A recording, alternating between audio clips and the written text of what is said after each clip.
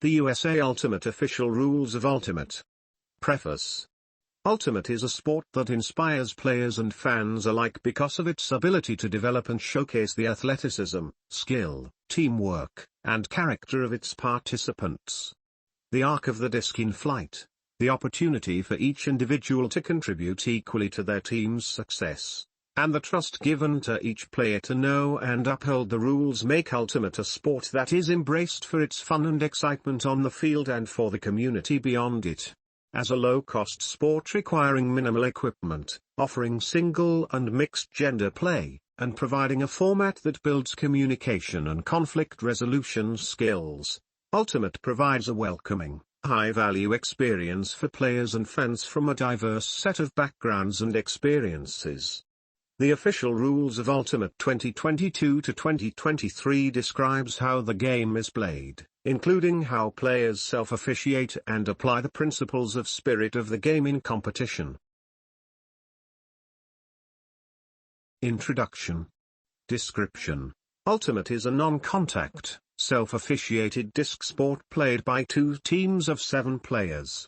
The object of the game is to score goals.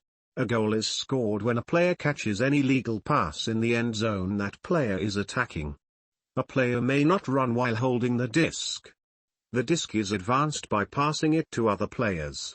The disc may be passed in any direction. Any time a pass is incomplete, a turnover occurs, resulting in an immediate change of the team in possession of the disc. Players are empowered to self-officiate using a framework governed by the principles of spirit of the game. Rules variations. Appendices included in these rules outline rules changes and additions specific to several variations of the sport. Event Organizer Clause. The event organizer may modify rules relating to game logistics in order to suit the event. Examples include game length, game total, time limits, time caps, half-time length, number of timeouts, starting time point assessments, uniform requirements, and observer operations. Any such change must be established before competition starts. Captain's Clause. For games not subject to the Event Organizer Clause, a game may be played under any variation of the rules agreed upon by the captains of the teams involved. Otherwise, any rules variations are subject to approval by the event organizer. General versus specific rules. Many of these rules are general in nature and cover most situations.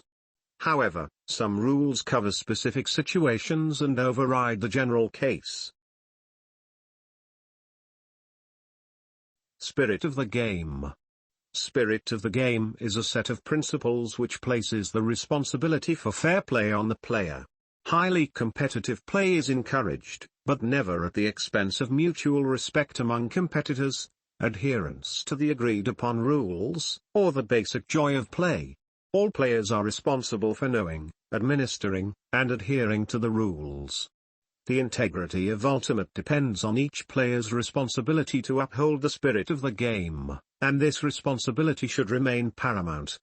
It is assumed that no player will intentionally violate the rules, thus there are no harsh penalties for inadvertent infractions, but rather a method for resuming play in a manner that simulates what most likely would have occurred absent the infraction.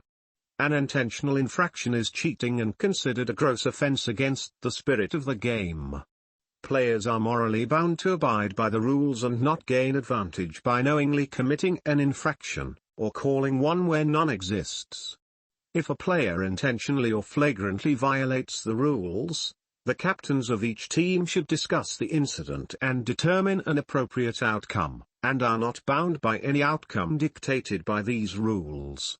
Players should be mindful of the fact that they are acting as officials in any arbitration between teams. Players must know the rules, be fair-minded and objective, be truthful, explain their viewpoint clearly and concisely, allow opponents a reasonable chance to speak, consider their opponent's viewpoint, use respectful words and body language, resolve disputes as quickly as possible, make calls in a consistent manner throughout the game, and only make a call where an infraction is significant enough to make a difference to the outcome of the action. Players are required to explain their viewpoint clearly and concisely and resolve disputes as quickly as possible. As such, most discussions should not exceed 30 seconds before either reaching a resolution or requesting an observer to resolve the dispute. If both players have had an opportunity to state their viewpoint and it is clear that an agreement will not be reached, players have an obligation to accept that the call is contested and resolve it as such. Where a dispute exists regarding what a rule says, the players may agree to consult a rule book. The following are examples of possible actions to support good spirit: informing a teammate if they have made a wrong or unnecessary call, caused a foul or violation, or need a clarification of a rule, retracting a call when you no longer believe the call was necessary or believe that it was made in error and should not have been called, complimenting an opponent for good play or spirit, touching base with an opponent on the sideline after a contentious interaction, discussing and/or making calls about contact that could be considered a foul in order to keep players safe, introducing yourself to your opponent, and reacting calmly towards disagreement or provocation. The following actions are clear violations of the spirit of the game and must be avoided by all participants: reckless play or dangerously aggressive behavior, intentional fouling or other intentional rule violations, taunting or intimidating opposing players, disrespectful celebration after scoring, making calls in retaliation to an opponent's calls or other actions, calling for a pass from an opponent, and other win-at-all-costs behavior. Teams are guardians of the spirit of the game, and must take responsibility for teaching their players the rules and good spirit, discipline team members who display poor spirit, provide constructive feedback to other teams about what they are doing well and/or how to improve their adherence to the spirit of the game, and be aware regarding the potential for implicit biases to impact play and spirit of the game. Players and team leaders should acknowledge and recognize that the implementation of spirit of the game, SOTG, is susceptible to bias. Team leaders should be mindful of and encourage their teammates to be mindful of their own biases when considering and discussing interactions with, and impressions of, other teams as well as their own team. Understand that intent and impact are not the same. The intent of a person's statement or gesture may be neutral or positive to them, but the impact of what they say or do may be harmful or hurtful to others. In the case where a novice player commits an infraction out of ignorance of the rules, experienced players are obliged to explain the infraction and clarify what should happen. Coaches should teach players to come to a resolution on their own. If asked during a dispute, coaches may offer rules clarifications. Coaches may not make calls from the sideline nor offer their opinion on a play. After a dispute, and when the player is not playing, a coach may talk to their own player about the dispute and offer opinions and guidance. Rules should be interpreted by the players directly involved in the play, or by players who have the best perspective on the play. 3.a. Players may seek the perspective of sideline players to clarify the rules, and to assist in making the appropriate call. Players are responsible for making all calls except where specific rules designate non-players to make calls. For example, offsides on the pull or when observers keep time, if after discussion players cannot agree, or it is unclear what occurred in a play, or what would most likely have occurred in a play, the disc is returned to the thrower. Definitions: best perspective, the most complete view available by a player that includes the relative positions of the disc, ground, players, and line markers involved in a play. On an unlined field, this may require sighting from one field marker to another. Best perspective always belongs to a player. However, players may rely on the following sources as a component of best perspective. Players may seek the perspective of sideline players to clarify the rules and to assist players in making the appropriate call. Players may seek the perspective of coaches to clarify a rule. but not to assist in making the appropriate call. Sideline players should not offer their perspective unless solicited by a player. However, a sideline player may offer perspective without being asked by a player if the perspective offered is to the detriment of the sideline player's team. Players may review officially designated video footage to assist in resolving a call where such footage is available. However, play may not be delayed to review video footage. For example, live instant replay in the stadium setting may be used by players to resolve a contested foul call. Players may not, however, request that a particular play be replayed on the screen. If, after reviewing the video, players still cannot agree, they should not delay the game to rewatch the play multiple times. Instead, the play should be treated as a regular contested foul.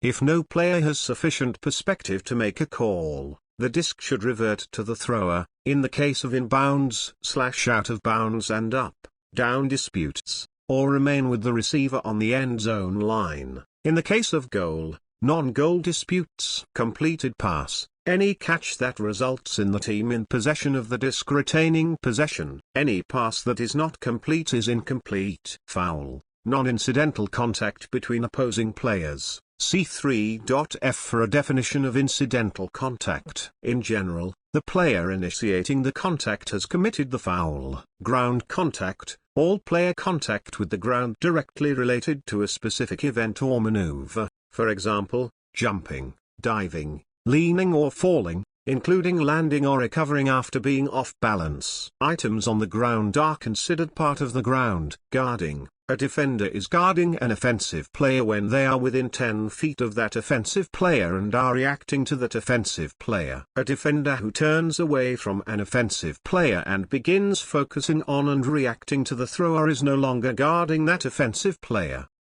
Incidental contact, contact between opposing players that does not affect continued play. For example, contact affects continued play if the contact knocks a player off balance and interferes with their ability to continue cutting or playing defense. Legal position, a position established by a marker that does not violate any of the provisions outlined in 15.b. This refers to legal marking position. In general, this means there is sufficient space between the marker and the thrower's torso. The marker is not straddling the pivot, and the marker's arms are not wrapping the thrower. Line, a boundary defining the playing areas. On an unlined field, the boundary is an imaginary line segment between two field markers with the thickness of said markers. Line segments are not extrapolated beyond the defining markers. Pivot, the particular part of the body in continuous contact with a single spot on the field during a thrower's possession once the thrower has come to a stop or has attempted a throw or fake. When there is a definitive spot for putting the disc into play, the part of the body in contact with that spot is the pivot. This is not a body part, but rather an infinitesimally small point on the body. Possession of the disc, sustained contact with, and control of, a non-spinning disc. Catching a pass is equivalent to establishing possession of that pass. If a player loses possession of a disc during movement related to a catch, the initial possession ends. A disc that touches the ground while in a player's possession is not a turnover.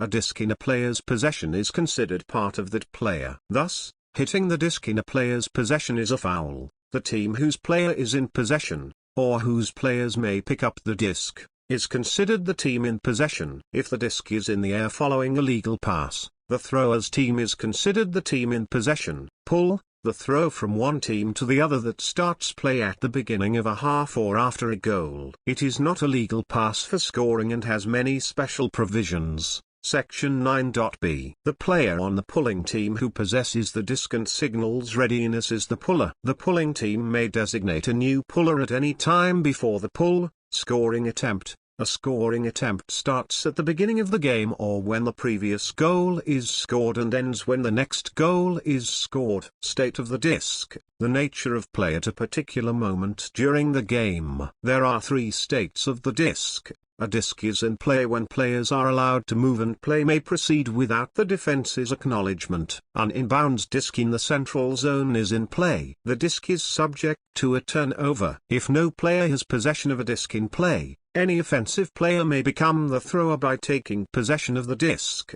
14.a. Once a player has possession of the disc, they must establish a pivot at the spot of the disc. 14.a.2, prior to attempting a pass. 17.k. A disc is live when players are allowed to move and the disc is subject to a turnover, but the thrower cannot make a legal pass, for example, walking the disc to the spot where it is to be put into play. For a live disc to be put into play, the thrower must 1.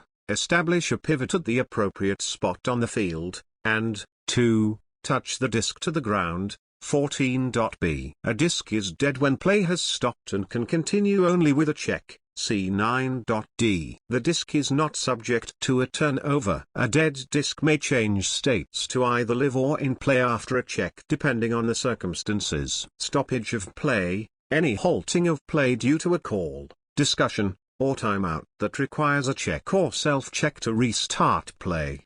The term play stops means a stoppage of play occurs. Play halting calls include foul, violation, pick, stall, etc., throw, a disc in flight following any throwing motion, including a fake, that results in the thrower losing contact with the disc. Generally, a non-spinning, falling disc is not in flight unless it is intentionally dropped. A pass is equivalent to a throw. An intentionally dropped disc is considered a thrown disc. The act of throwing is the motion that transfers momentum from the thrower to the disc in the direction of flight and results in a throw. Pivots and wind-ups are not part of the act of throwing. A throw is only considered complete when an offensive player gains possession that is not otherwise negated. An offensive player in possession of, or who has most recently possessed, the disc is the thrower. Violation, any infraction of the rules other than a foul. Roles: captain, a team member,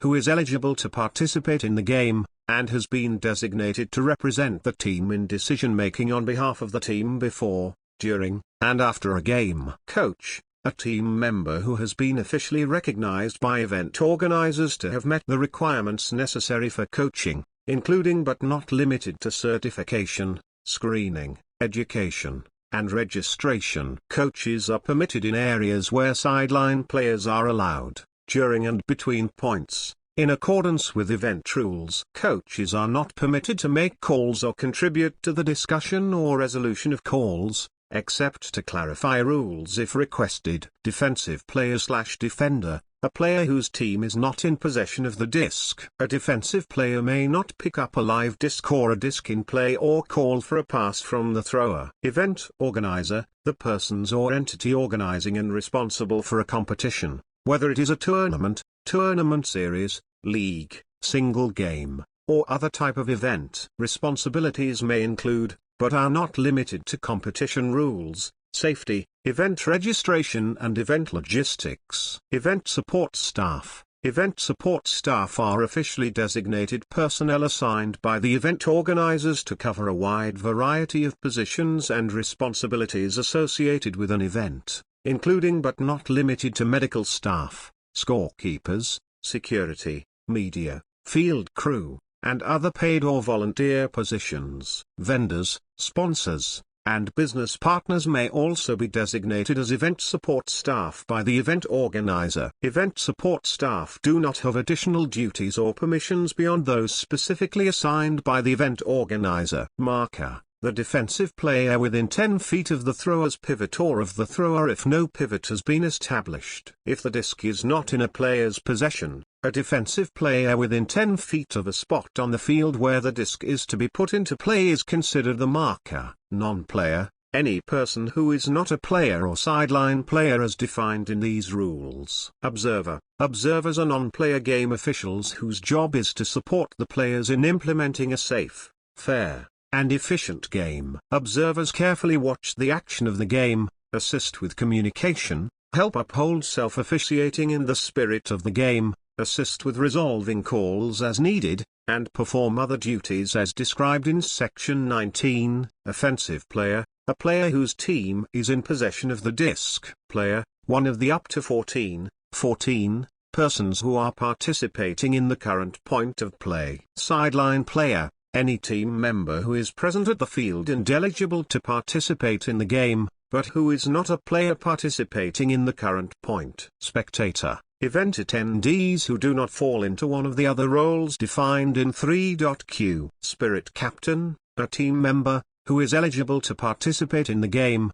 and has been designated to address, discuss, and resolve spirit issues at any point throughout the competition with opponents, teammates, coaches, and game or event officials. If no spirit captain is designated, this role is assigned to the captain's team member, any person designated by the team, to the event organizer, to be officially associated with the team, per the rules established by the event organizer. Team support staff, a team member who has been officially recognized by event organizers to be a member of the team for a specific support purpose. Team support staff are generally permitted in areas where sideline players are allowed, but may be further restricted by event rules. Playing field. The playing field is a rectangular area and should be essentially flat, free of obstructions and afford reasonable player safety. Well-trimmed grass is the recommended surface and all lines should be marked. The standard field of play has dimensions as shown on the accompanying diagram, see Appendix A. The playing field is bounded by 4 perimeter lines, 2 sidelines along the length and 2 backlines along the width. The perimeter lines are not part of the playing field. The playing field also includes 2 goal lines parallel to the backlines. The 2 areas bounded by each backline, the sidelines, and the nearest goal line are the end zones. The central zone is the playing field excluding the end zones. Central zone was previously referred to as the playing field proper in previous editions of the rules. The goal lines separate the central zone from the end zones and are part of the central zone. Brick marks are located in the central zone a set distance from each goal line and midway between the sidelines. Reverse brick marks are located in each end zone midway between the goal line and backline and midway between the sidelines. A midfield mark is located midway between the goal lines and midway between the sidelines. The corners of the central zone and the end zones are marked by brightly colored, flexible cones or pylons. It is recommended that the following additional lines are also established. The equipment line surrounds the playing field. Spectators and gear should remain behind this line to keep the perimeter safe and clear during play. The team lines are outside of the playing field, parallel to the sidelines. Competitors and coaches should remain behind these lines to allow play adjacent to the playing field. If play is obstructed by competitors, coaches, spectators, or objects within 5 yards of the playing field, any obstructed player or the thrower in possession of the disc may call this violation. Play resumes at the stall count reached +1, or 9 if over 8. Equipment. Any disc acceptable to both team captains may be used. If they cannot agree, the current official disc of USA Ultimate is used.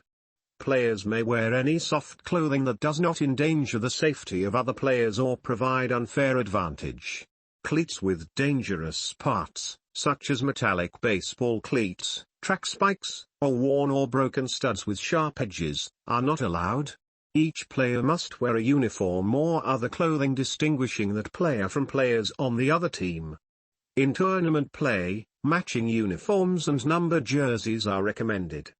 Players may not use clothing or equipment to unfairly inhibit or assist the movement of the disc or another player. Length of game. The game total is the predetermined number of goals to win the game. A game is played until one team first reaches the game total. A standard game has a game total of 15. The half-time target is the number of goals necessary to first reach at least half of the game total. Half-time begins when one team's score first reaches the half-time target. In a game with a game total of 15, the half-time target will be 8. A standard half-time is 10 minutes. The receiving team should be properly positioned on the line, having signaled readiness by the end of half-time. at which time the defense will have 15 seconds to release the pull. Time caps. The soft cap occurs once a predetermined time of play has elapsed. At the soft cap, play continues until the current scoring attempt is completed. If, after the current scoring attempt is completed, the game total has not yet been reached by one team, one is added to the higher score and the resulting number is the new game total. The hard cap is the ending of the game once a predetermined time of play has elapsed. At the hard cap, play continues until the current scoring attempt is completed. If, after the current scoring attempt is completed, the score is tied, play continues until one additional goal is scored. Otherwise, the game ends. The team with the most goals at the end of the game is the winner. The half-time cap occurs once a predetermined time of play has elapsed. At the half-time cap, play continues until the current scoring attempt is completed. If, after the current scoring attempt is completed, the half-time target has not yet been reached by one team, one is added to the higher score and the resulting number is the new half-time target. Timeouts. A timeout stops play and suspends time limit counts. Team timeout. Each team has 2 team timeouts per half in a standard game. A team timeout lasts 70 seconds. Any player may call a timeout after a goal is scored and before both teams have signaled readiness to start play. Time limit counts between points are suspended for 70 seconds. A timeout may not be called between a re-pull call and the ensuing pull. After the pull, only a thrower with possession of the disc that has survived ground contact can call a timeout. The player must form a T with one hand and the disc, and should audibly say timeout. The timeout begins when the T is formed. The disc is then placed on the ground at the pivot spot. Restarting play after a timeout called by a thrower. All players at the time of the timeout call must return to play unless an injury timeout also is called. Each offensive player must establish a stationary position by the end of the timeout. Movement after this time and before the disc is checked into play is a violation. The defense has 90 seconds after the beginning of the timeout or up to 20 seconds after all offensive players have established their positions, whichever is longer, to check the disc into play. The player who had possession of the disc when the team timeout was called restarts play with a check at the pivot spot, and the marker resumes the stall count with the word stalling followed by the last number uttered before the timeout +1 or 9 if over 8. However 15.A.4 applies. If the time limits for the timeout are exceeded by one team, a player on the other team may announce delay of game and the player at the location the disc is to be put into play may self-check the disc into play without acknowledgement by the opposing team. In order to invoke this rule a player must give warnings of 20, 10, and 5 seconds. If the disc is live or in play and the thrower attempts to call a timeout when the team in possession has no timeouts remaining, play is stopped. The marker resumes the stall count with the number last uttered before the call +3. For example, if the timeout was called after a stall count of 2, play would resume on a stall count of 5. If this results in a stall count of 10 or above, this is a turnover. Injury timeout, a timeout called for a player injury. During an injury timeout, the health and safety of the injured player are of primary concern. Any player on the injured player's team may call an injury timeout. The timeout is retroactive to the time of the injury, unless the injured player chooses to continue play before the timeout is called, in which case, the timeout begins at the time of the call. If the disc is in the air or the thrower is in the act of throwing at the time of the injury or of the call when the player has continued play, the timeout begins when the play is completed. Restarting play after an injury timeout. If a player in possession leaves the field following an injury, the replacing player takes possession. Play restarts at the appropriate spot with a check and the marker resumes any stall count with the word stalling followed by the last number uttered before the injury timeout started +1 or 9 if over 8. The substitution of the thrower or marker does not alter the stall count. All players must resume their locations on the field at the time the injury timeout began, that is, players may not set up, unless a team timeout is also called. If the injured player does not leave the game after an injury timeout, That player's team is charged with a team timeout unless the injury was caused by an opposing player. If the team being charged with the timeout is also the team in possession and has no timeouts remaining, it is a turnover. If an injury timeout is called during a team timeout, the opposing team must be notified as soon as the injury is discovered. 8.A.2 If an injury timeout is called between points, all time limits are suspended until the injured player is removed from the field. Any player, coach, or observer should call an injury timeout for a player who is bleeding or has an exposed open wound. This timeout takes effect when the call is made, that is not retroactive to the time of injury. If the disc is in the air or the thrower is in the act of throwing at the time of the call, the timeout begins when the play is completed. However,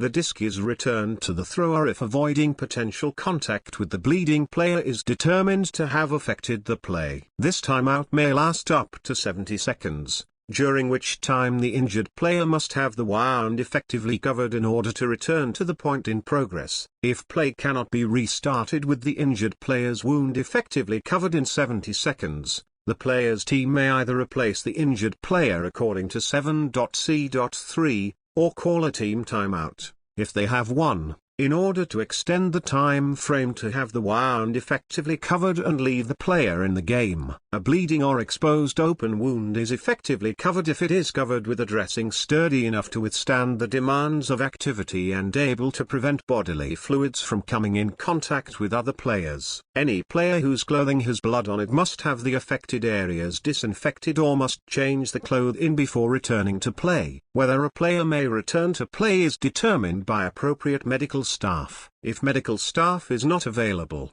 captains and coaches may agree that a wound has been effectively covered and any clothing issues have been addressed. Technical timeout. A technical timeout may be called for illegal equipment, a dangerous condition, or a broken disc. Any player recognizing a condition that endangers themselves or other players may call a technical timeout during play by calling technical. The thrower may call a technical timeout during play to replace a cracked, torn, deeply gouged, creased, or punctured disc. A warped, wet or dirty disc does not qualify. The timeout begins at the time of the call. If the disc is in the air or the act of throwing at the time of the call, the timeout begins when the play is completed. If a player discovers a dangerous condition after the disc is in the air or while the thrower is in the act of throwing and the player ceases play as a result, the disc is returned to the thrower regardless of the outcome of that pass. However, if both teams agree that ceasing play did not affect the outcome of the throw,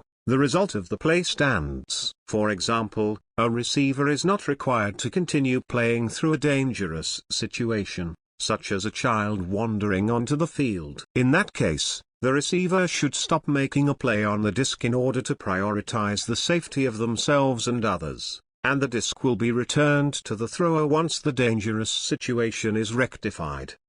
If possession reverts to the thrower, all players return to the locations they occupied at the time of the throw. Any player may briefly extend a stoppage of play to correct faulty equipment, for example, to tie shoelaces or straighten a disc, but active play may not be stopped for this purpose. Note: play does not stop during a turnover even if the disc is out of bounds. A player unable to correct illegal equipment in a timely manner must be substituted in accordance with 8.A.2. Restarting play after a technical timeout. The thrower restarts play at the appropriate spot with a check and the marker resumes any stall count as follows. If the technical timeout was called during a stoppage of play, the count resumes at the appropriate count for the event that stopped play. If the technical timeout stopped play, the count resumes at the stall count reached +1, or at 6 if over 5. If a player in possession leaves the field due to illegal equipment, the replacing player puts the disc into play. The substitution of the thrower or marker does not alter the stall count. All players must resume their locations on the field at the time the timeout began, that is, players may not set up, unless a team timeout is also called. Spirit timeout. A spirit timeout may be called by one or both teams' spirit captains if they believe that either or both teams have failed to follow the spirit of the game, and 1. Gameplay has become dangerous, or 9.2, repeated spirit of the game violations are causing conflict between the teams. Spirit timeouts are subject to the following provisions. A spirit timeout can be called only if all of the following conditions have been met. Both spirit captains have discussed the perceived spirit of the game violations and adjustments to address those violations, and one or more members of either or both teams have not adjusted their conduct. Both spirit captains have discussed the need to call a spirit timeout before calling the spirit timeout. It is not required that both spirit captains agree that a spirit timeout is necessary. Play is stopped. In games with observers, spirit timeouts initiated by the spirit captains must be communicated to the observers before being called. Observers may call a spirit timeout if the observer believes it is needed and at least one of the spirit captains agrees. During the spirit timeout, both teams will aim to complete all discussions within 5 minutes, with a goal of resuming play as quickly as possible. If teams require more time to resolve spirit discussions, the timeout can be extended with the consent of both spirit captains. Team members may not engage in tactical discussions. Team member may not extend the spirit timeout to try to gain a tactical advantage. Spirit timeouts may follow one of two formats, as determined by the spirit captains. Where the spirit captains disagree as to the format of the spirit timeout, the default format is for teams to form one spirit circle. All team members of both teams will form one spirit circle, alternating players from each team. If possible, the spirit captains will lead a conversation addressing and proposing solutions to resolve spirit issues, or two circles will be formed, one for each team to internally resolve spirit issues that have already been discussed between the spirit captains of the opposing team. After the spirit timeout, the game resumes in the same manner as it does after a team timeout. Spirit timeouts do not affect timeouts available. For spirit timeouts lasting 5 minutes or less, the time taken for a spirit timeout will automatically be added to the length of the game time to determine time caps for the game. After the initial 5 minutes, although spirit captains may always agree to extend a spirit timeout, event organizers may limit the time that can be added to the length of games. The spirit captains initiating the spirit timeout will convey the start and end of the stoppage to event support staff or the event organizer for timekeeping purposes. Injury, technical, and spirit timeouts are meant to be used exclusively to address the issue for which the timeout was called. Only personnel needed to address the issue should be on the field and only for that purpose. Teams may not use these timeouts as team timeouts, unless they also call a team timeout. Player substitutions. Player substitutions can be completed only after a goal and before the substituting team has signaled readiness, or to replace injured players, replace players with illegal equipment, 7.d.3, or to resolve an incorrect personnel violation, 9.8.3.a. In this case, the opposing team may substitute a like number of, or fewer, players. Substitutions are not permitted following a repull call, unless in accordance with 8.a.2, starting and restarting play. Start of the game, representatives of the two teams fairly determine which team chooses to receive or throw the initial pull or which end zone they wish to initially defend. The other team gets the remaining choice. The second half begins with a reversal of the initial choices. If only one team fails to signal readiness for the start of a scheduled game, the opposing team may be awarded goals by the event organizer at a rate of 1 goal for every 5 minutes elapsed after the posted start time. Pull, play starts at the beginning of each half and after each goal with a pull. After a goal, the teams switch their direction of attack and the scoring team pulls. The pull may be made only after the puller and a player on the receiving team both raise their hands to signal their team's readiness to begin play. A team must have a minimum of 2 players and a maximum of 7 players on the field in order to signal readiness. The pull occurs when the puller throws 3.k, the disc after signaling readiness. Players,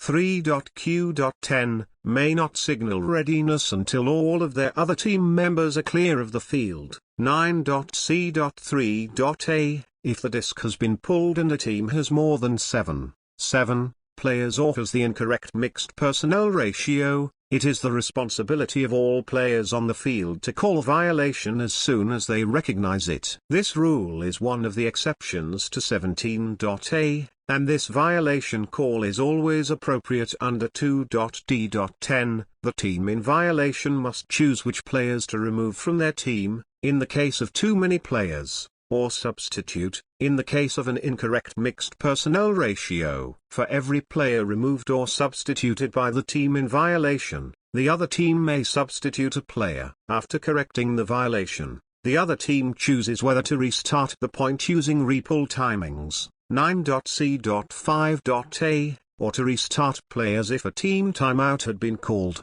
7.b.4. with the stall count determined by the applicable violation resolution of 15.a.5.a. If both teams are in violation, the point should be restarted unless both teams agree to restart players if a team timeout had been called. If a violation of 9.b.3.a is called after a goal has been scored and prior to the ensuing pull, the other team may choose to nullify the goal and restart the point using repull timings, 9.c.5.a. A team must call a violation as soon as one is discovered. They may not wait to see the outcome of a point or play to call the violation, 17.a.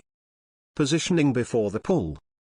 After signaling readiness, players on the pulling team may move anywhere in their end zone, but their feet may not break the vertical plane of the goal line until the disc is released. After signaling readiness, players on the receiving team must have one foot on the goal line that they are defending without changing location relative to one another. After the disc is released, it is in play and any player may move in any direction. If a player on the pulling team fails to maintain proper positioning before the pull, the receiving team may call offsides before gaining possession of the disc. If a player on the receiving team fails to maintain proper positioning before the pull, the pulling team may call false start before the receiving team gains possession of the disc. The offsides and false start calls do not stop play, and the continuation rule, 17.c, does not apply. A sideline player or coach who is leaving the playing field with urgency but is still on the playing field when the disc is released is not considered to be offsides or committing a false start. If a sideline player or coach on the playing field impedes a player from the other team, that is a separate violation. In games where observers are used, these calls can only be made by the observers. In games without observers, each team may send a designated sideline player to either goal line who has the ability to call offsides or false start or to offer their perspective on such a call. A contested offsides call results in a stoppage of play and repull. To contest an offsides or false start call, a player on the contesting team must have perspective at least as good as the person making the call. If the call is made by a designated sideline player, only a similarly positioned sideline player designated by the contesting team has equal or better perspective.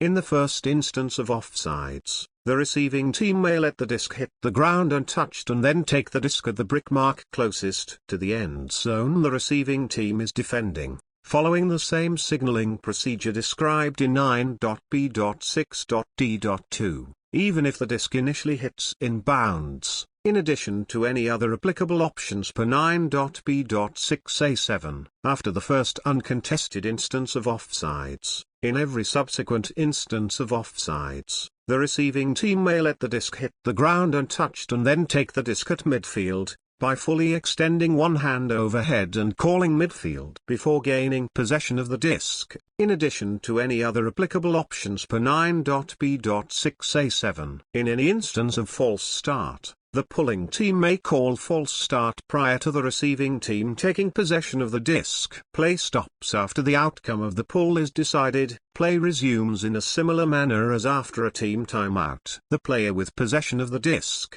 or any player on the offensive team if no player has possession, takes the disc to the spot on the playing field where the disc is to be put into play, per 9.b.6a7. 10 seconds after the player in possession reaches that location, Each offensive player must establish a stationary position. Movement after this time and before the disc is checked into play is a violation. The defense has 20 seconds after all offensive players have established their positions to check the disc into play. If the pulling team is offsides and the receiving team commits a false start, the offense may put the disc into play at the appropriate spot for an offsides but may not attempt to pass until the disc is checked into play by the defense. A player on the throwing team may not touch the pull in the air before a member of the receiving team touches it. If this violation occurs, the receiving team may request to re-pull immediately. If the pull hits the ground or an out-of-bounds area untouched,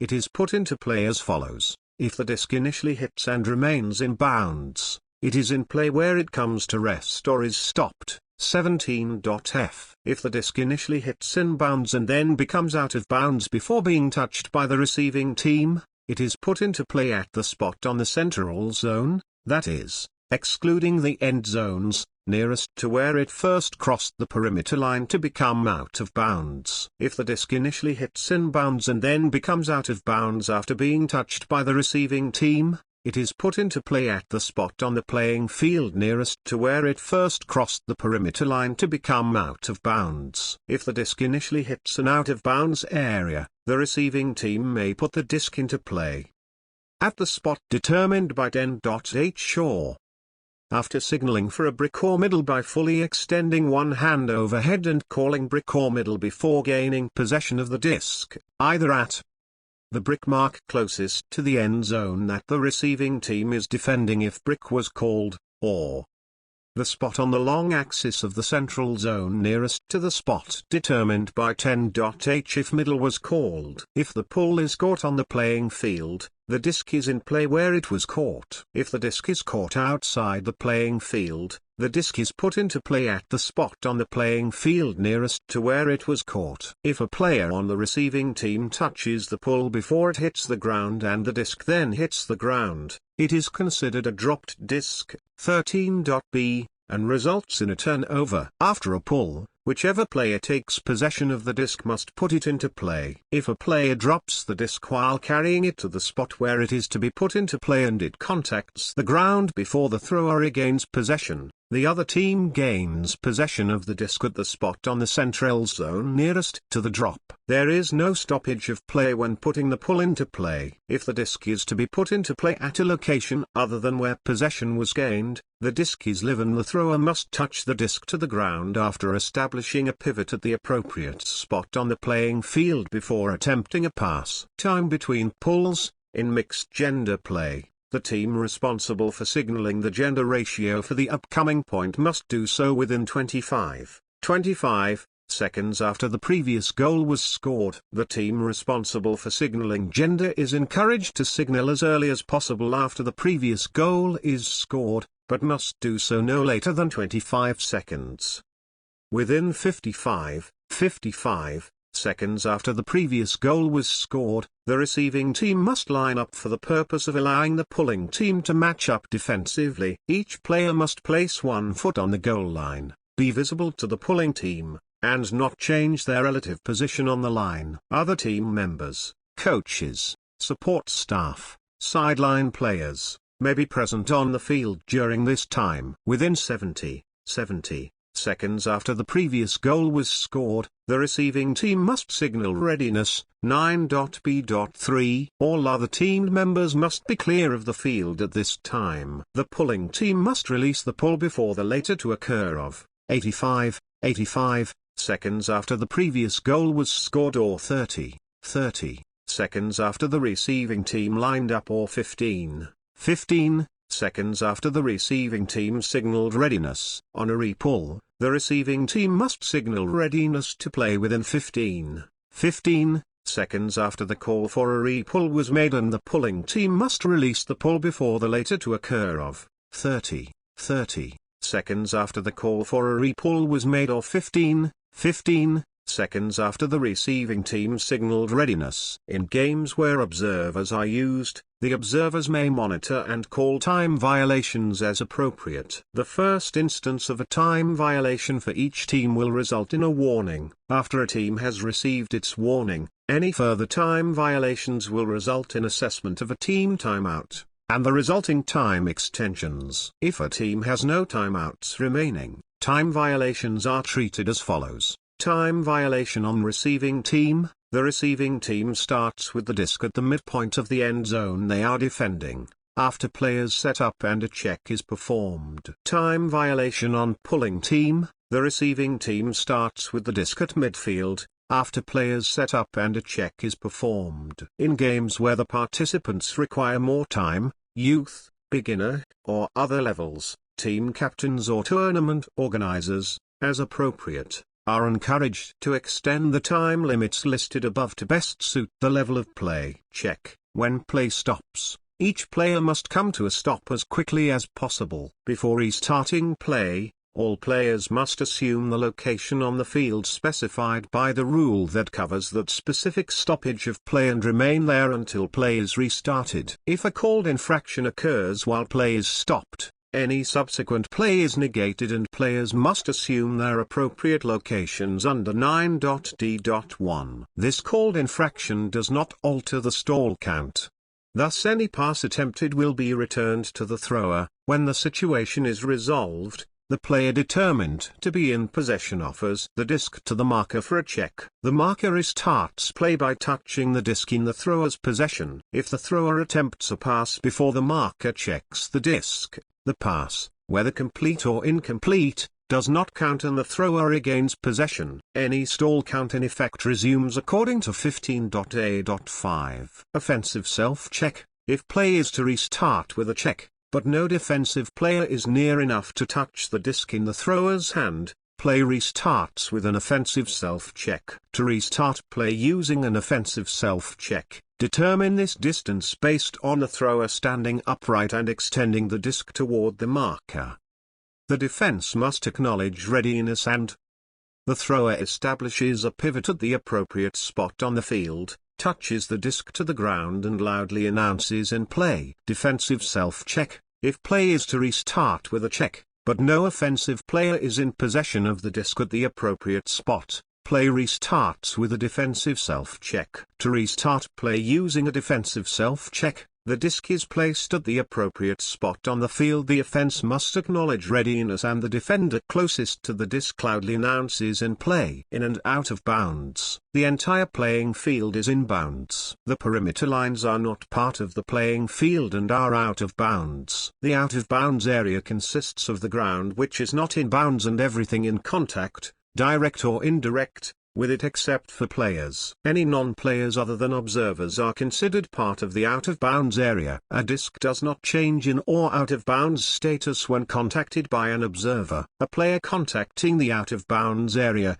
is out of bounds. A player who is not out of bounds is in bounds. An airborne player retains in bounds or out of bounds status until that player contacts the playing field or the out of bounds area. The following exceptions apply. If momentum carries a player out of bounds after landing in bounds with possession of an inch-bounds disc, the player is considered in bounds. For this exception to apply, that player's first point of ground contact with any area must be completely in bounds. The disc is put into play at the spot on the edge of the playing field where the player first went out of bounds, unless 11.a.2 applies. If the player traversed the end zone being attacked, 11.b applies. A pivoting thrower may contact an out-of-bounds area, provided that part of the pivot remains in contact with the playing field. In this case, the player and the disc are considered in bounds. Contact between players does not confer the state of being in or out of bounds from one to another. A disc becomes in bounds when it is put into play,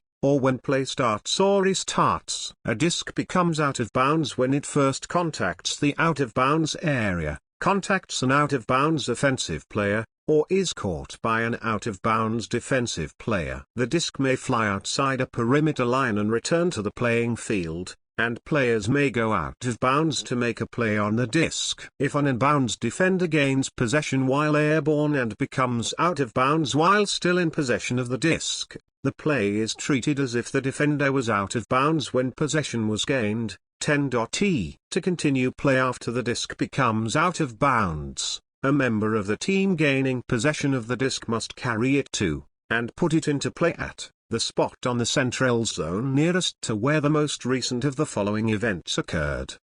The disc completely crossed the perimeter line. The disc contacted an inbounds player. The disc contacted a defensive player, or the disc became out of bounds due to contact with the out-of-bounds area or a player while any part of the disc was inside the perimeter line. After establishing a pivot at the appropriate spot on the field, the thrower must touch the disc to the ground before putting it into play. 14.b Events occurring after the disc becomes out of bounds do not affect where it is put into play. End zone possession. If a turnover results in a team gaining possession in the end zone that they are defending, the player in possession must immediately either establish a pivot at the spot of the disc, to fake a throw, or pause after gaining possession commits the player to put the disc into play at that spot, or carry the disc directly to the closest point on the goal line and put it into play at that spot. If this option is chosen, the player taking possession must put the disc into play at the goal line. The player may carry the disc at any speed, constant or variable, while not unreasonably delaying. Failure to do so is a travel. The player must put the disc into play either at the spot of the disc or on the goal line, not in between. If a team gains or attains possession in the end zone that they are attacking other than by scoring a goal in accordance with Rule 12, the player in possession must carry the disc directly to, and put it into play at, the spot on the goal line closest to where the player stopped. If a team gains or attains possession of a dead disc in the end zone that they are attacking, the disc is checked into a live state where the infraction occurred, and the thrower then proceeds according to 11.b. For example, after an uncontested receiving foul, scoring. A goal is scored when an inbounds player catches any legal pass in the end zone of attack, and retains possession of the disc throughout all ground contact related to the catch. To be considered in the end zone after gaining possession of the disc in accordance with 3.j.2 and 16.e, the player's first point of ground contact must be completely in the end zone. If a player clearly lands on their toes first and then continues down onto their heels, their toes are the first point of ground contact. If a player lands fairly flat-footed and it is not possible to determine which part of the foot contacted the ground first, the entire foot is the first point of ground contact. Remember, the end zone line is not part of the end zone.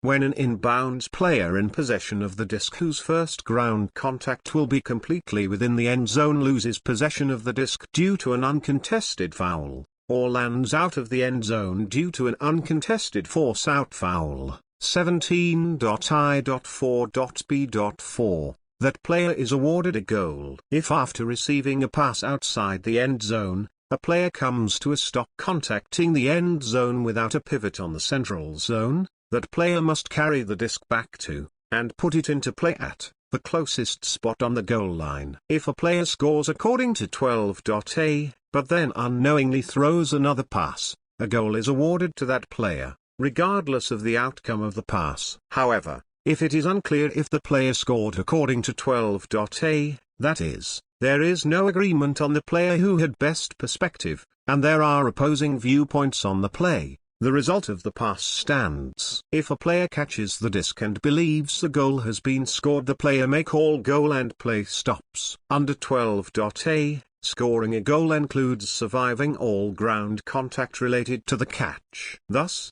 goal may not be called if the player did not maintain possession through all ground contact related to the catch, nor may goal be called prior to completion of all ground contact related to the catch. Best practice is to announce goal and raise both hands vertically above the head. After a contested or retracted goal call, play must restart with a check and the call is deemed to have been made when the pass was caught. Accordingly, the stall count will resume at 1, 15.5, 15.5.a.5. When repositioning, all players should return to where they were when the pass was caught. 17.c.6.a. In an observed game, in out of the end zone and goal are active observer calls, and player calls are ignored. Therefore, in an observed game, a player's goal call does not stop play. If it is ever unclear where the goal was called, play continues and 12.c applies to subsequent throws.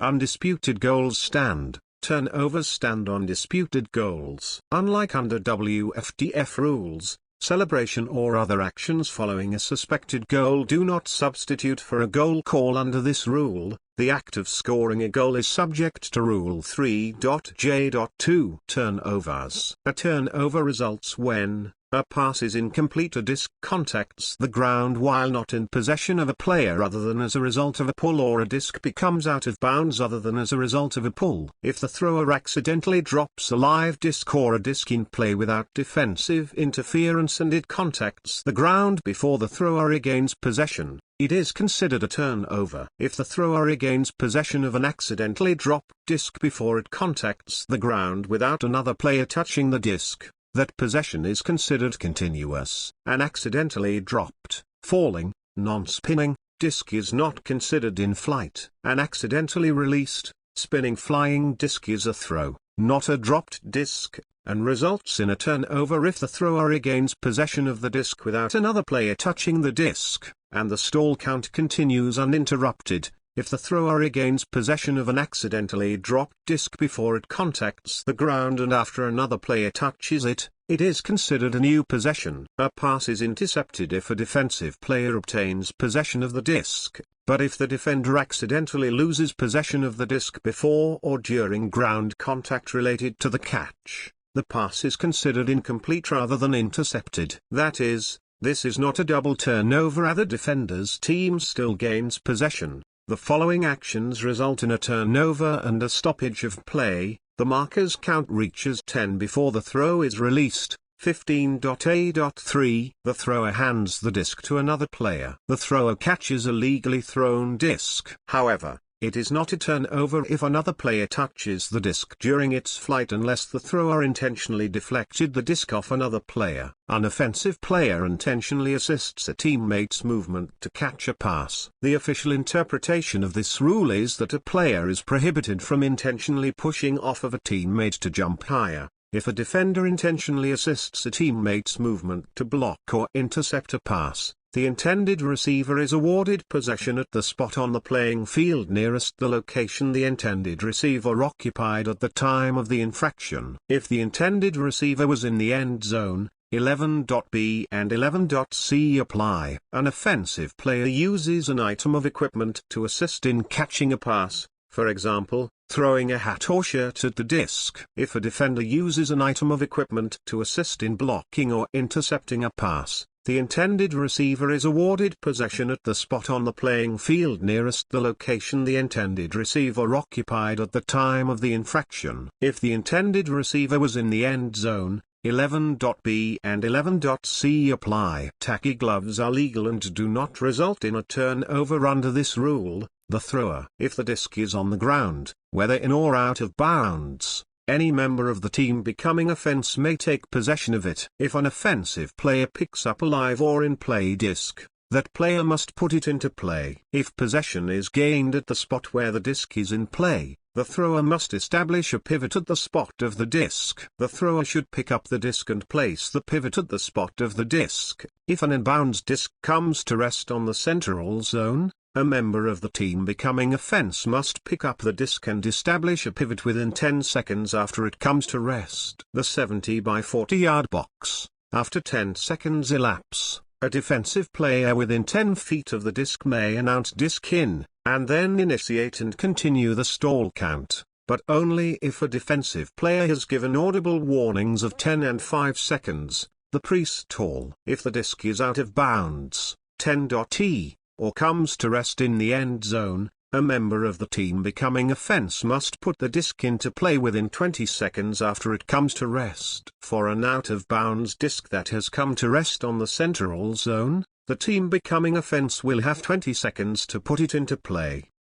If the disc is out of bounds and not reasonably retrievable quickly, a replacement disc may be introduced without a stoppage of play. The player retrieving the disc must first confirm with the player on the opposing team that the new disc is acceptable. The player putting the new disc into play must then raise the replacement disc above their head and announce new disc before putting the disc into play according to 10.h. If the disc is in the end zone, after 20 seconds elapse, a defensive player within 10 feet of the disc may announce disc in, and then initiate and continue the stall count, but only if a defensive player has given audible warnings of 20, 10 and 5 seconds, the pre-stall. If the disc is out of bounds, after 20 seconds elapse, a defensive player within 10 feet of the spot the disc is to be put into play may announce disc in, and then initiate and continue the stall count, but only if a defensive player has given audible warnings of 20,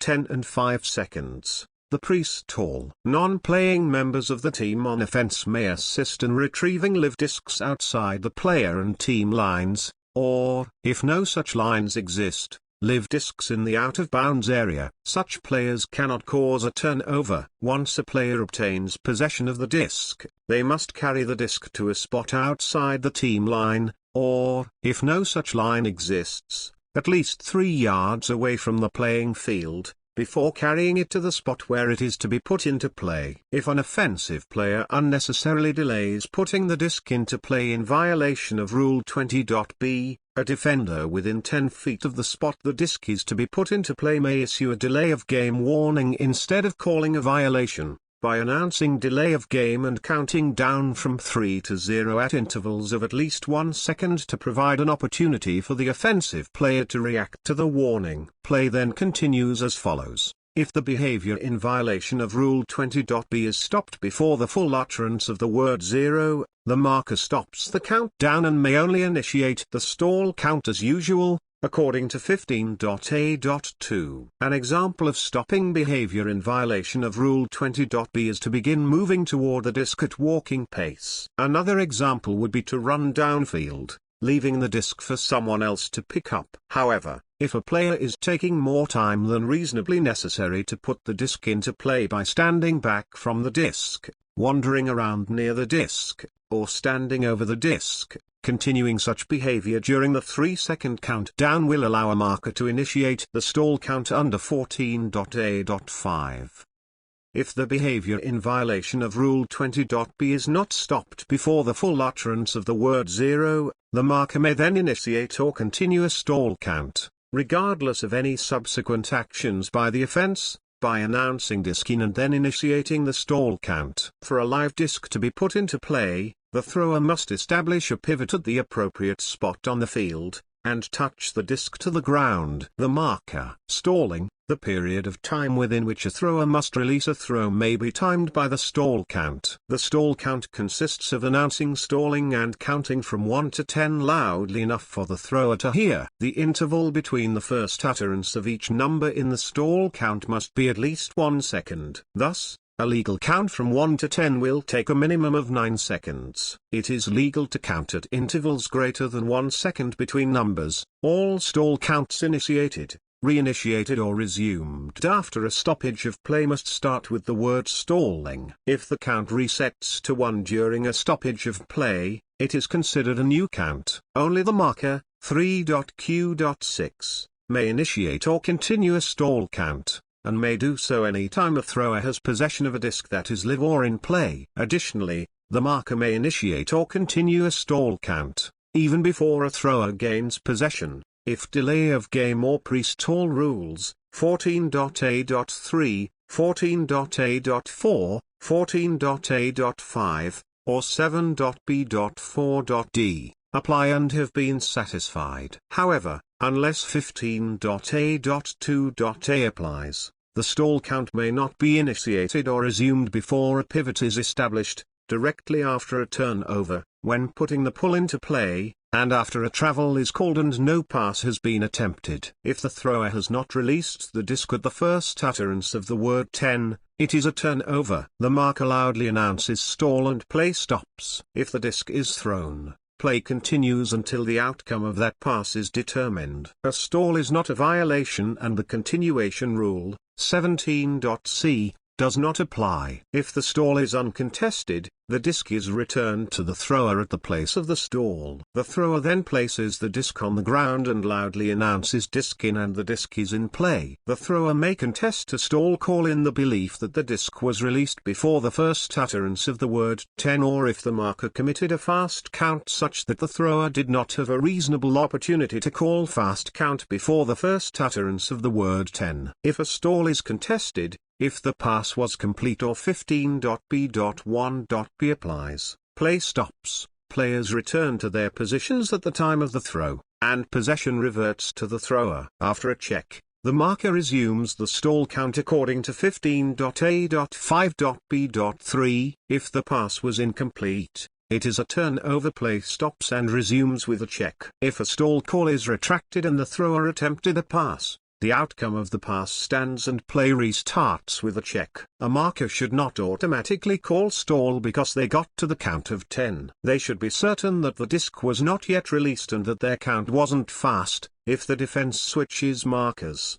the new marker must reinitiate the stall count. Reinitiate the stall count means to start over, stalling a near broken bar. A marker leaving the 10-foot radius and returning is considered a new marker. If a stall count is interrupted by a call, the thrower and marker are responsible for agreeing on the correct count before the check. The count reached is the last number fully uttered by the marker before the call. The count is resumed with the word stalling followed by the number listed below. General rules: uncontested defensive foul or violation, 1. Uncontested offensive foul or violation, count reached +1, or 9 if over 8. Contested foul or violation, count reached +1, or 6 if over 5. Offsetting calls, count reached +1, or 6 if over 5. Unresolved calls, count reached +1, or 6 if over 5. Retracted defensive calls,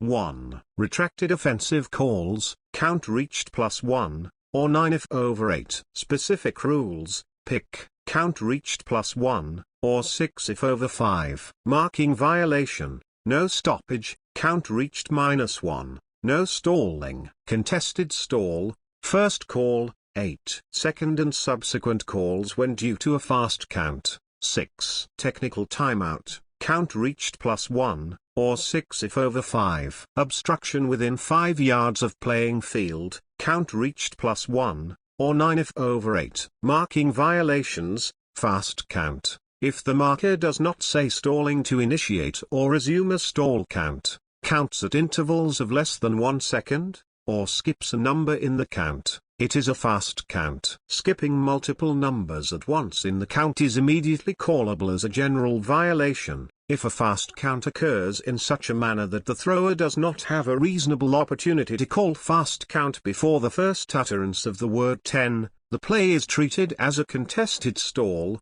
15.a.3.b. If this, 15.b.1.b, occurs in the same possession following a contested stall, either due to 15.b.1.a or 15.a.3.b, the stall count resumes at 6. Double team: if a defensive player other than the marker is within 10 feet of any pivot of the thrower without also being within 10 feet of and guarding 3.e, another offensive player, it is a double team. However, merely running across this area is not a double team. Merely running means running for the exclusive purpose of reaching the other side. Running with an ulterior motive of interfering with the thrower in any way is not merely running and is a double team. Disk space: it is a disk space violation if any part of the marker is less than 1 disk diameter away from the torso of the thrower, or a line between any 2 points on the marker touches the thrower, or is less than 1 disk diameter away from the torso or pivot of the thrower. Straddle: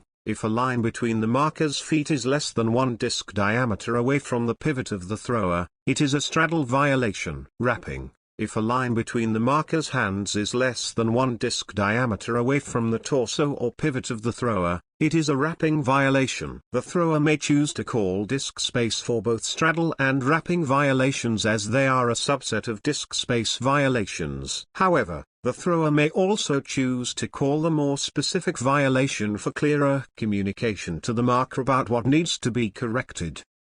However, if any of the above situations are caused solely by movement of the thrower, it is not a violation. Vision blocking: if the marker deliberately blocks the thrower's vision, it is a vision blocking violation. Fast count, double team, disc space, straddle, wrapping, and vision blocking are marking violations. Only the thrower may call a marking violation, and to do so must call out the name of the specific marking violation. When a marking violation is called, play does not stop.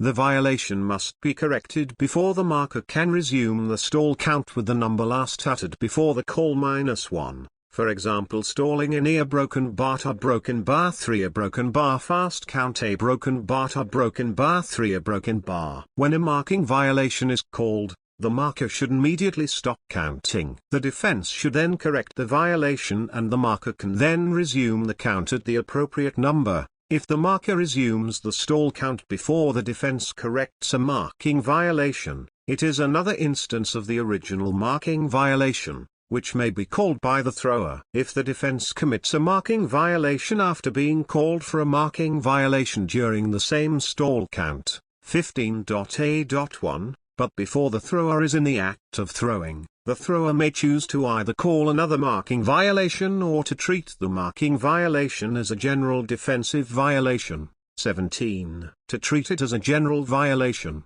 the thrower must call violation. The marker may contest a marking violation by calling violation. This contest is treated as the call of an offensive violation, and the continuation rule, 17.c, applies. It is the marker's responsibility to announce if play was affected for the purpose of the continuation rule, 17.c. Generally speaking, due to 17.l, calls made by another player cannot be said to affect play. However, in limited situations for contested marking violation calls, when the marker diverts their attention away from marking while reasonably and quickly assessing the conditions to the thrower's marking violation call, the marker could determine that play was affected. For example, the thrower calls straddle, and while the marker is looking at their feet to assess their marking position, the thrower completes a throw around the marker. If the marker subsequently contests the straddle because they assessed that they weren't committing a marking violation, they could claim that play was affected and the disc should be returned to the thrower. It is the thrower's responsibility to stop play as soon as possible after the marker makes their call contesting the marking violation. 20.f. The receiver. A player may bobble the disc in order to gain control of it, but purposeful bobbling, including tipping, delaying, guiding, brushing or the like, to oneself in order to advance the disc in any direction from where it initially was contacted is considered traveling. Tipping, brushing, etc. to someone else is legal. It is legal to tip, brush your own throw. However, if after a tip, brush, one is the first player to touch the disc, then it is deemed a tip, brush to oneself and it is a travel. Remember, you can bobble for the purpose of gaining control, so kicking the disc up to yourself to help catch it would be legal. But tipping the disc for the purpose of evading a defender would not be legal. After catching a pass, a player is required to come to a stop as quickly as possible and establish a pivot. If a player catches the disc while running or jumping, the player may release a pass without attempting to stop and without setting a pivot, provided that the player does not change direction or increase speed while in possession of the disc and the pass is released before 3 additional points of contact with the ground are made after possession has been established. If offensive and defensive player catch the disc simultaneously, the offense retains possession. If it is unclear whether a catch was made before the disc contacted the ground, grass is considered part of the ground, or whether a player's first point of ground contact after catching the disc was in or out of bounds or in or out of the end zone, The player with the best perspective makes the call. Violations and fouls. An infraction may only be called by a player on the infracted team who recognizes that it has occurred, unless specified differently elsewhere. The player must know that a specific rule was violated and have perceived the particular action with certainty. A player may not call an infraction whenever the player maybe recognizes that some infraction might have occurred. The player must immediately call violation or the name of the specific infraction loudly. A player called for an infraction may contest that call if that player believes the infraction did not occur. This belief may be based on the player's perspective on the particular sequence of events or based on a disagreement over the application of the rules, provided the player has read and understands the rules. For example, no, I didn't slap your hand, or tipping the disc to someone else is not a travel. Anytime an infraction is called, the continuation rule applies. Continuation rule: play stops when the thrower in possession acknowledges that an infraction has been called. This refers to the thrower who possesses the disc or has just released the disc at the time of the infraction call. Who the thrower, 3.0.5, is determined at the time of the infraction/call. If a call is made when the disc is in the air or the thrower is in the act of throwing, or if the thrower fails to acknowledge the call and subsequently attempts a pass, play continues until the outcome of that pass is determined. For the purpose of the continuation rule, an uncontested stall that occurs after another call is treated the same as an incomplete pass. Thus, if you get stalled before you acknowledge a call, it is treated the same as if you ignored the call and threw a turnover. Play then either stops or continues according to the following. Despite any outcome dictated by these rules, if the involved players on both teams agree that the infraction did not affect the outcome of the play, play stops and the result of the play stands. This provision does not apply if the thrower is aware an infraction has been called and subsequently attempts a pass, where the outcome of these rules is for play to continue unhalted. The player who called the infraction must announce play on. Additionally, any player recognizing that play should continue without stoppage should announce play on. If the player who called the infraction does not announce play on and the opposing team is uncertain whether play should continue, the opposing team has the option to stop play by calling violation. For calls made by the offense, if the pass is complete, if the offense called the infraction before the thrower began the act of throwing, 3.0.3, play stops and possession reverts to the thrower. If the offense called the infraction after the thrower began the act of throwing, play continues unhalted. Where an infraction is called by the thrower, players should treat the call as if it was made when the infraction occurred in determining whether the call was made before or after the thrower was in the act of throwing. If the infraction occurred after the throw was released, the call is considered to have been made by a non-thrower. This means that if you throw a turnover and call a foul on contact after the release, the turnover will generally stand. Note that the timing is based on when the infraction occurred for this rule. If the pass is incomplete, if the infraction affected the play, 17.c.5, play stops and the disc reverts to the thrower unless the specific rule, for example, the receiving foul rule, says otherwise. If the infraction did not affect the play, play stops and the result of the play stands. Where the thrower calls an infraction which occurred before the thrower began the act of throwing, play continues unhalted and the result of the play stands. For calls made by the defense, if the pass is complete, if the infraction affected the play, 17.c.5, play stops and the disc reverts to the thrower unless the specific rule, for example, the receiving foul rule, says otherwise. If the infraction did not affect the play, play stops and the result of the play stands. If the pass is incomplete, play continues unhalted. An infraction affected the play if an infracted player determines that the outcome of the specific play, from the time of the infraction until play stops, may have been meaningfully different absent the infraction. It is the infracted player's responsibility to announce if play was affected. For example, if a defender calls pick while trailing a receiver by 6 feet, the defender should indicate whether the pick affected the play. If the pick did not affect the play, the defender will still recover any distance lost, but the completed pass will stand. If the pick did affect the play, the disc reverts to the thrower.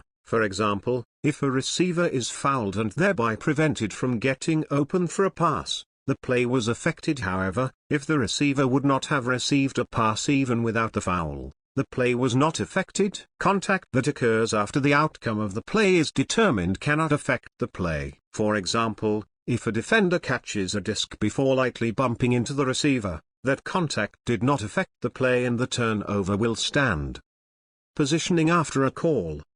If no pass is thrown or attempted before the thrower stops play by acknowledging the call, all players return to the locations they occupied when the call was made. If a pass is thrown or attempted before the thrower acknowledges the call or the call is made after the throwing attempt, and if possession reverts to the thrower, all players return to the locations they occupied at the earlier of. Therefore, if a long pass is thrown and there is a contested receiving foul, the players will return to where they were at the time of the throw, rather than remaining downfield after chasing down the disc. The time of the throw.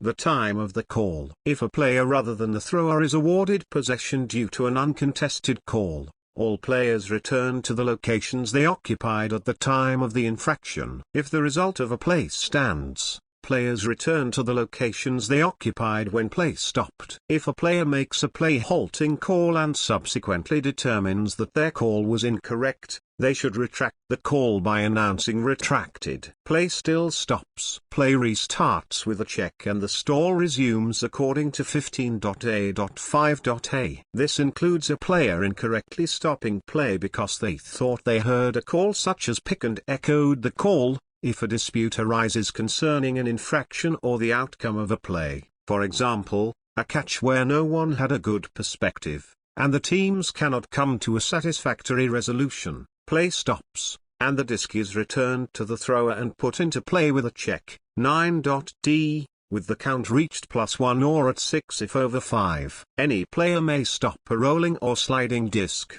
but advancing it in any direction is a violation. If an infraction results in possession reverting to a thrower who was airborne when releasing the disc, play restarts at the spot on the playing field closest to the point of release. This applies to throwers attempting a greatest or any other airborne thrower. If multiple infractions occur on the same play or before play stops, the outcomes should be resolved in reverse sequence, latest infraction first, earliest infraction last. If an earlier infraction is determined not to have affected the play, 17.C.1 and 17.C.5, that infraction is not resolved and it does not affect the resolution of subsequent infractions. Not resolved essentially means that the call is treated as if it had not occurred and the result of the play, possession, stall count, etc., is unchanged by that call.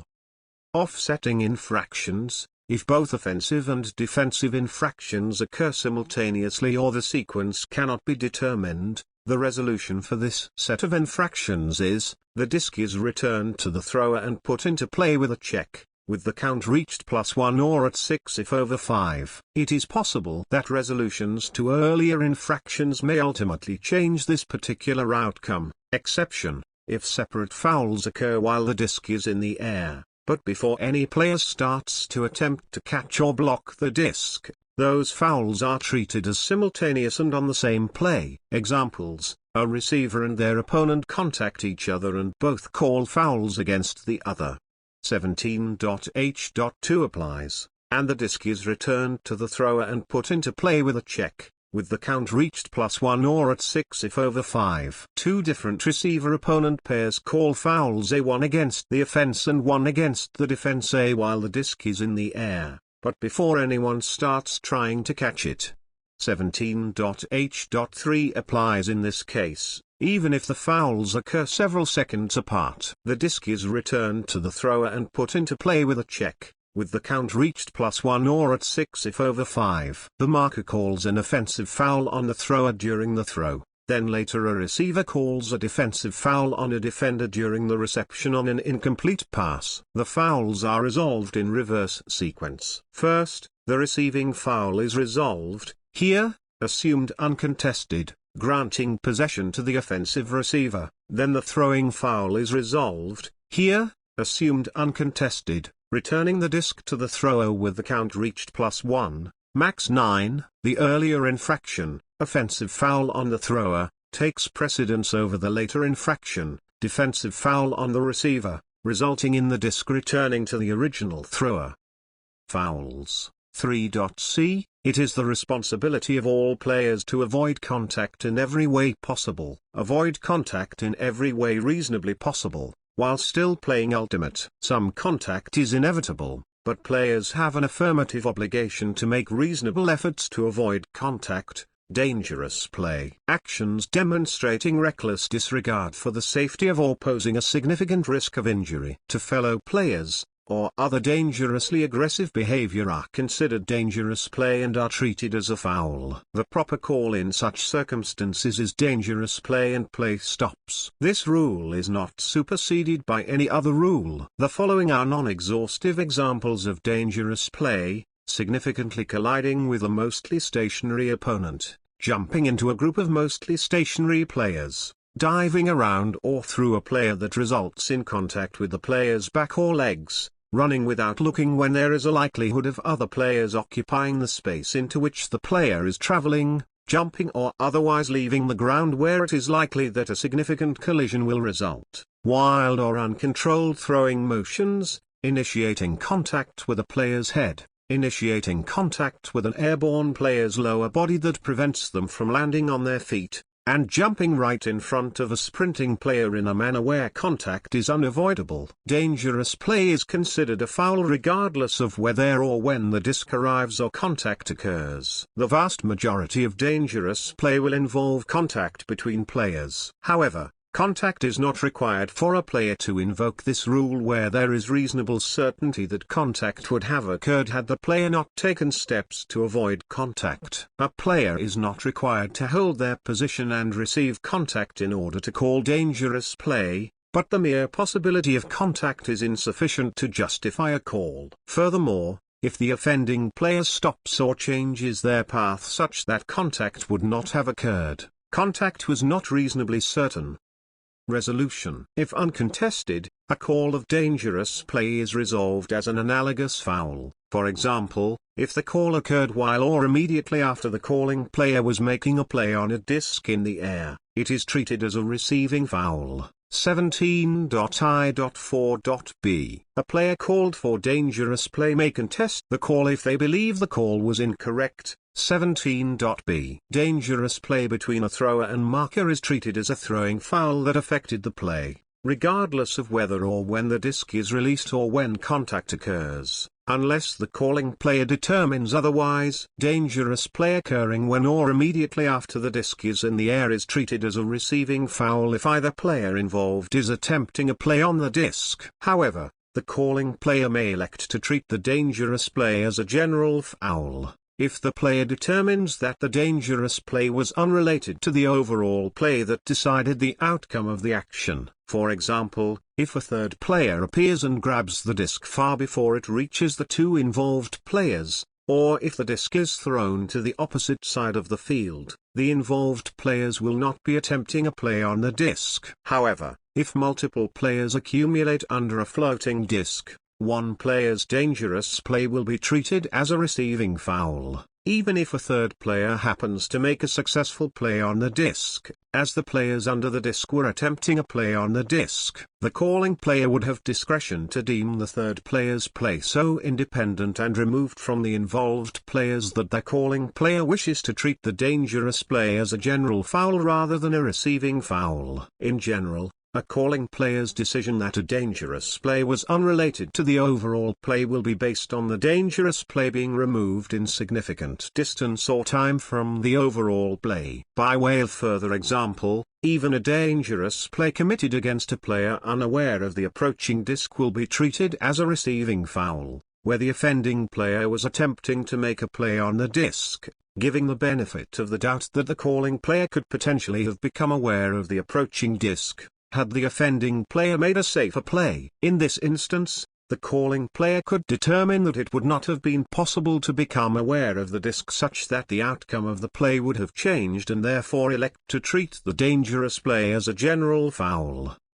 Dangerous play is treated as a general foul only if it occurs when the disc is not in the air. occurs far away from the disc, when the disc is obviously uncatchable, or when the calling player has elected such treatment under 17.I.1.B.2. In this situation, the calling player determines whether the play was affected. Under the standard enunciated in this rule and its annotations, a disc is obviously uncatchable only when it hits the ground before a catch could possibly be made, is out of bounds with no possibility of an inch-bound completion, or otherwise presents no opportunity for a catch, whether initial or subsequent efforts, giving every benefit of the doubt to the calling player. In determining whether a dangerous play affected the play under 17.I.1.B.3, the calling player should broadly consider the entire play, including any approach taken by the offending player immediately before the dangerous play. A good rule of thumb is to look to the last time when a player could have still changed their actions and actively avoided a dangerous outcome but did not, the point of no return, through the time immediately after resolution of the play, and broadly consider whether the outcome of the play could possibly have been different had the offending player taken a safe approach. Even a player's awareness of the presence of the offending player can affect the play. A foul can be called only by the fouled player and must be announced by loudly calling foul immediately after it occurs. Contact resulting from adjacent opposing players simultaneously vying for the same unoccupied position is not in itself a foul. Some fouls carry some extra provisions, as listed below. Throwing fouls. A throwing foul may be called when there is non-incidental contact between the thrower and marker. Nearly every instance of contact between the thrower and marker will be non-incidental with respect to the thrower, whether it disrupts the thrower's concentration, interferes with the thrower's movement, disturbs the thrower's grip, interferes with a throw, or affects continued play in any other way. The disc in a thrower's possession is considered part of the thrower. In general, any contact between the thrower and the extended, that is, away from the midline of the body, arms or legs of a marker is a foul on the marker, unless the contacted area of the marker is completely stationary and in a legal position. Really completely stationary. This is very rare. Any contact that occurs due to the marker setting up in an illegal position, 15.B.3, is a foul on the marker. Non-incidental contact. Again, nearly all contact will be non-incidental with respect to the thrower. This contact must be part of an ultimate related maneuver, throwing, pivoting, etc., and must occur with a part of the marker that is illegally positioned. For example, shoving the marker does not result in contact due to the marker setting up an illegal position. Similarly, if a marker is providing disk space, except for illegally wrapping the thrower with their arms, only contact with the illegally positioned arms is due to the marker setting up an illegal position. Once the marker has set up in a legal marking position, it is the responsibility of both players to respect this legal position. However,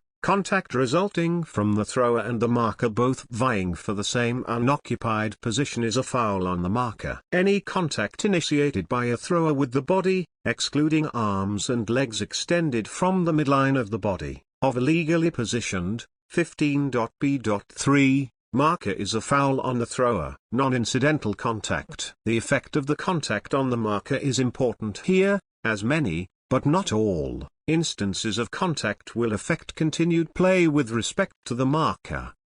Although it should be avoided whenever possible, incidental contact occurring during the follow-through, after the disc is released, is not a foul. Remember, even if the contact were non-incidental, because it occurred after the throw was released, it cannot be deemed to have affected the specific play, and a turnover will stand. If non-incidental contact occurs between the thrower and marker such that the thrower could call a throwing foul on the marker, the thrower may instead choose to call contact. Play does not stop and the marker resumes the stall count at 1. Other than resetting the stall count, the contact call is resolved in the same manner as a marking violation. 15.B. The marker may contest the contact call by calling violation, which stops play. If the thrower calls contact after beginning the throwing motion and subsequently releases the disc, it is treated as if the thrower called foul. Any references above to a marker also apply to any defensive player within 10 feet of the thrower's pivot. Receiving fouls. If a player contacts an opponent while the disc is in the air and thereby interferes with that opponent's attempt to make a play on the disc, that player has committed a receiving foul. Some amount of incidental contact before, during, or immediately after the attempt often is unavoidable and is not a foul. The opponent must at least begin an attempt to make a play on the disc. The opponent's attempt to make a play on the disc includes any second efforts after a disc is tipped, if the disc has not become uncatchable. Incidental contact, by definition, is not a foul. If 17.c.3.b.1 of the continuation rule applies, if the call is uncontested, the fouled player gains possession at the spot on the playing field closest to the spot of the infraction. If the foul is contested, the disc reverts to the thrower. The principle of verticality: all players have the right to enter the airspace immediately above their torso to make a play on a thrown disc. If non-incidental contact occurs in the airspace immediately above a player before the outcome of the play is determined, for example, before possession is gained or an incomplete pass is effected, it is a foul on the player entering the vertical space of the other player. If the disc is caught, or rendered uncatchable, before contact occurs, then the outcome of the play is determined already and the contact is not an infraction of this rule. Force out foul: if an airborne player catches the disc and is contacted by an opposing player before landing, and that contact causes the player to land out of bounds instead of in bounds, or out of the end zone instead of in the end zone, it is a foul on the opposing player and the fouled player retains possession at the spot of the foul. If an uncontested force-out foul results in an inbounds player landing outside the end zone being attacked when they would have landed in the end zone without the foul, a goal is awarded. Blocking fouls: when the disc is in the air, a player may not move in a manner solely to prevent an opponent from taking an unoccupied path to the disc, and any resulting non-incidental contact is a foul on the blocking player, which is treated like a receiving foul. 17.i.4.b. Solely, the intent of the player's movement can be partly motivated to prevent an opponent from taking an unoccupied path to the disc, so long as it is part of a general effort to make a play on the disc. Note: if a trailing player runs into a player in front of them, it is nearly always a foul on the trailing player. A player may not take a position that is unavoidable by a moving opponent when time, distance, and line of sight are considered. If you are already in a position, you maintaining that position is not taking a position. Non-incidental contact resulting from taking such a position is a foul on the blocking player. Strip: if a foul causes a player to lose possession of the disc, it is a strip. A strip is a subset of fouls and is treated the same way. Initiating contact with a disc in a player's possession is a foul. Sustained contact with, and control of, a non-spinning disc is required to establish possession. 3.j. A player may not call a strip if they had only momentary contact with or lacked control of the disc at the time of an opponent contacting the disc because the player did not have possession.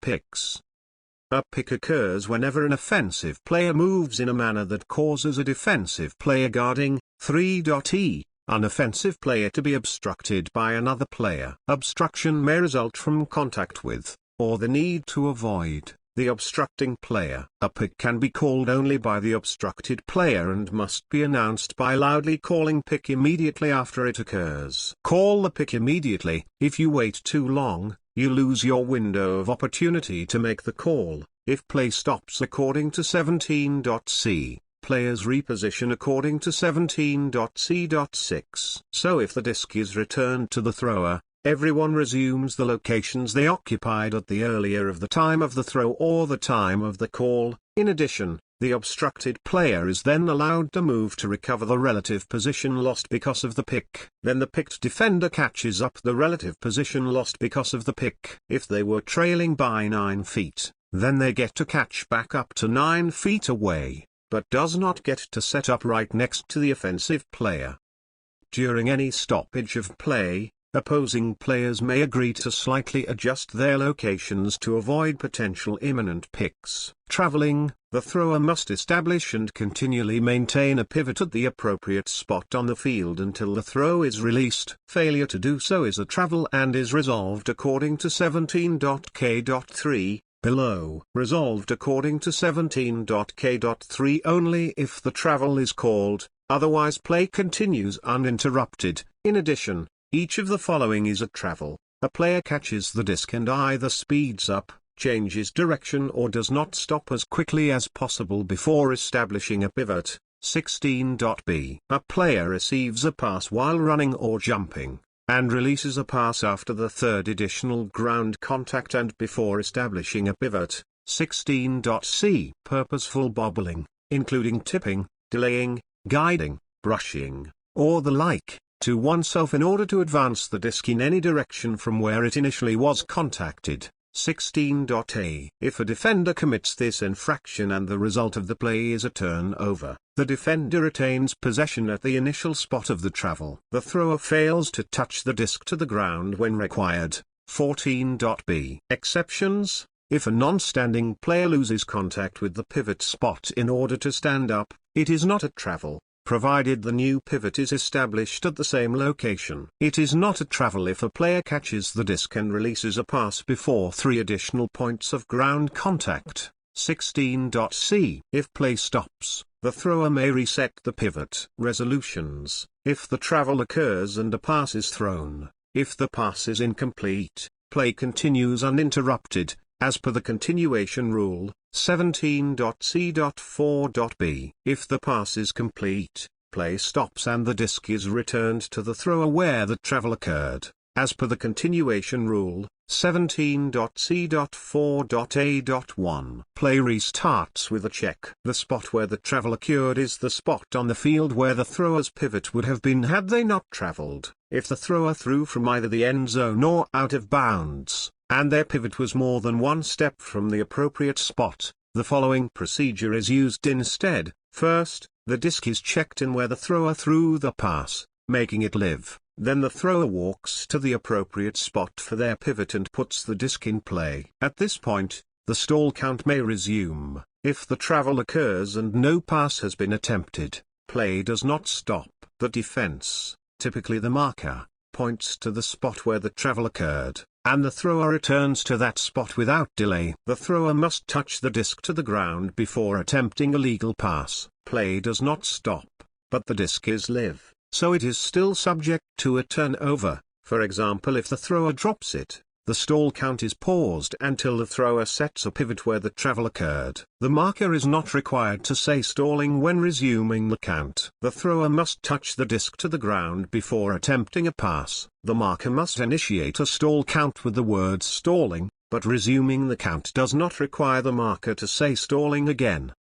If the thrower wishes to contest the travel call, they announce violation and play stops. Upon checking the disc in, the stall count resumes at the count reached +1, or 6 if over 5. 15.a.5.a.3. If the defense does not indicate to the thrower where the travel occurred, or the thrower wishes to contest the location of an indicated spot, the thrower should announce violation, stopping play, and explain that the spot was incorrectly not indicated. After setting their pivot in the correct spot, and checking the disc in, the stall count resumes at the count reached +1, or 6 if over 5. 15.a.5.a.3. A player's ability to catch or make a play on the disc is not considered to be affected because that player stopped, slowed down, or otherwise ceased to continue playing because a call was made by another player. Players are encouraged to make every effort to continue playing until play actually stops. When a player determines whether an infraction affected the play, 17.c.5, this is very important to recognize. Positioning. Each player is entitled to occupy any position on the field not occupied by an opposing player, unless specifically overridden elsewhere, provided that no personal contact is caused in taking such a position. A player who jumps is entitled to land at the takeoff spot without hindrance by opponents. That player also is entitled to land at another spot, provided that the landing spot, and the direct path between the takeoff and landing spots were not already occupied at the time of takeoff. This does not trump a player's responsibility to make reasonable efforts to avoid contact and to not commit a blocking foul. If you commit a blocking foul, the fact that you jumped to the spot instead of running does not negate the foul. Observers may be used if desired by the captains or the event organizer. Observers may perform any or all of the following duties: track time limits and announce associated warnings and expirations. Resolve player disputes. Any player directly involved in a dispute may request observer resolution. An observer may resolve a dispute without request from the players involved if they cannot resolve it in a timely manner. If an observer is involved in resolving a dispute, play restarts with a check. Censure or reject players for spirit of the game infractions. This includes assigning responsibility for game delays to a specific player. Render opinions on other on-field events, for example, line and offside calls, as determined in advance by the event organizer. By playing under observers, the players agree to abide by the observer's decisions. Players may overrule an observer's active ruling, provided it is to their team's detriment. Players may also decline enforcement of a yardage penalty assessed through the misconduct system. Observers may deny the declination if they feel the teams are trying to circumvent mandatory tournament rules, guidelines, or player safety. If, for example, teams are trying to maintain proper sideline buffer zones, but a team is assessed a penalty after a third technical, an opposing team may decide to decline the yardage penalty as they do not want to gain an advantage in the game for this reason. Observers should accept this declination. However, if teams mutually agree to ignore the sideline technicals and players are willfully not maintaining proper safety buffers, this would be an example of when an observer should not allow the declining of the yardage penalty. Proper communication between observers and teams should alleviate any concerns. Etiquette. If an infraction is committed and not called, the player committing the infraction should inform the infracted player or team of the infraction. It is the responsibility of all players to avoid any delay when starting, restarting, or continuing play. This includes standing over the disc or taking more time than reasonably necessary to put the disc into play. This includes standing back from the disc, wandering around to gain more time, etc. Pretending not to delay while delaying is still delaying. On a stoppage of play, if it is ever unclear which of a team's members are the current players or where they are on or off the field, they should identify themselves when the opposing team requests. If a dispute arises on the field, play stops and is restarted with a check when the matter is resolved. If a novice player commits an infraction out of sincere ignorance of the rules, it should be common practice to stop play and explain the infraction. When a call is made, throwers must stop play by visibly or audibly communicating the stoppage as soon as they are aware of the call, and all players should echo calls on the field. If the marker has made reasonable efforts to notify the thrower of a call and believes that the thrower has not stopped play promptly enough, the marker may call a violation under this rule and a completed pass will come back to the thrower. 17.c.4.a.1.